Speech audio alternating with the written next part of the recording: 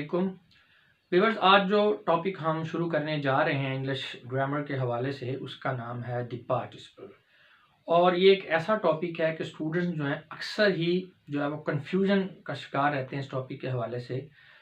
तो उसमें अब इंशाल्लाह हम अभी स्टार्ट कर रहे हैं। तो मैंने इस तरीके से इसको अरेंज किया है कि आप एक दफ़ा इस पूरे टॉपिक की तमाम वीडियोस को देख लेंगे तो इंशाल्लाह नेक्स्ट टाइम आपको कभी पार्टिसिपल के लिहाज से इसके हवाले से कन्फ्यूजन या परेशानी नहीं होगी।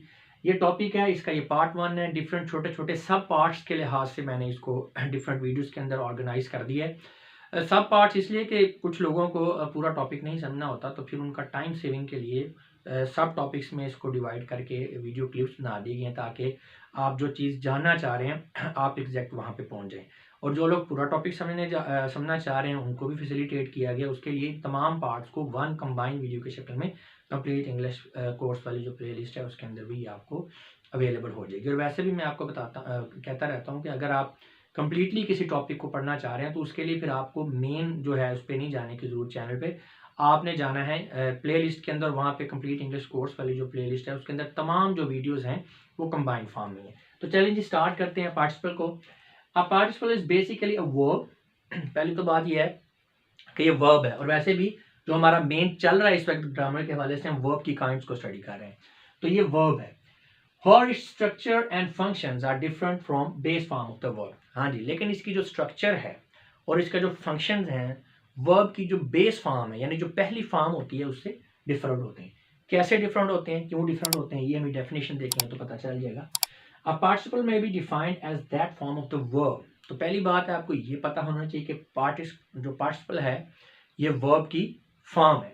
ठीक है, takes the nature both of a verb and of an adjective. यानी ये वर्ब की ऐसी फॉर्म है जो एडजेक्टिव और वर्ब दोनों की नेचर इसमें पाई जाती है, दोनों की नेचर को ले लेते हैं। फिर इसको समझें कि है एक्चुअल में ये वर्ब की फॉर्म ही वर्ब ही है, लेकिन ये एडजेक्टिव का रोल भी प्ले करती है। तो ऐसा वर्ड, ठीक है, या ऐसा वर्ब जो वर्ब के साथ साथ एडजेक्टिव का रोल भी प्ले करे तो ऐसे वर्ब को हम क्या कहते हैं, पार्टिसिपल कहते हैं।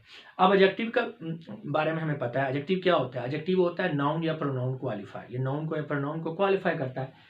तो अब ये जो वर्ब है ये बेसिकली पार्टली हम कह रहे हैं ना, ये पार्टली जो है एडजेक्टिव का रोल प्ले क्यों करता है, क्योंकि ये किसी नाउन को क्वालिफाई भी कर रहा होता है।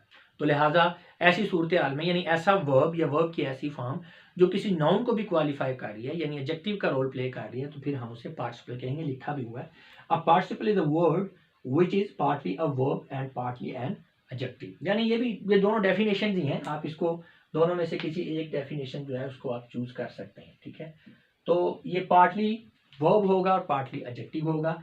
ये रेड लाइन में मैंने नोट दे दिया है। The main function of participle is to qualify a noun. तो चूंकि ये नाउन को क्वालिफाई कर रहा होता है तो इसलिए एडजेक्टिव भी है और वर्ब की फॉर्म भी है। अब हम बात करेंगे kinds of forms of participle. इसकी तीन जी मेन फॉर्म्स हैं। ये तीन में से किसी भी एक फॉर्म के तौर पर बिहेव कर सकता है। उसमें प्रेजेंट पार्टिसिपल है, पास्ट पार्टिसिपल है एंड परफेक्ट पार्टिसिपल है।